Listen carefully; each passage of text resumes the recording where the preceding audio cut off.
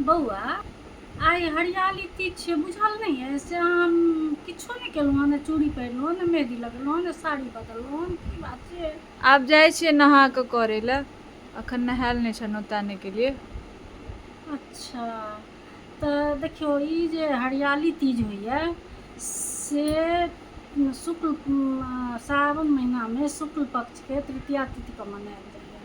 एहि दिन चारू तरफ हरियाली रहैए, ताहि दुआरे लोकसब जे सोहागन छथि से कुमारि कन्या छथि से अपन सोहागन सब अपन अखण्ड अभिवादके लेल कुमारि कन्या सब बड़ घर बढ़िआँ भेटय ताहि दुआरे से शिव पार्वतीके पूजा करै छथि।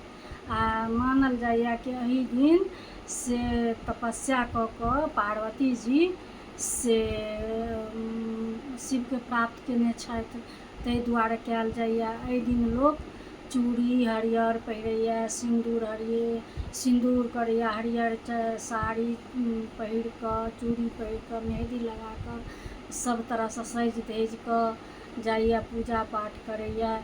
तऽ अहूँ जाउ करू। और एहिके साथ साथ सब गोटाके श्रावण तीजके हार्दिक शुभकामना।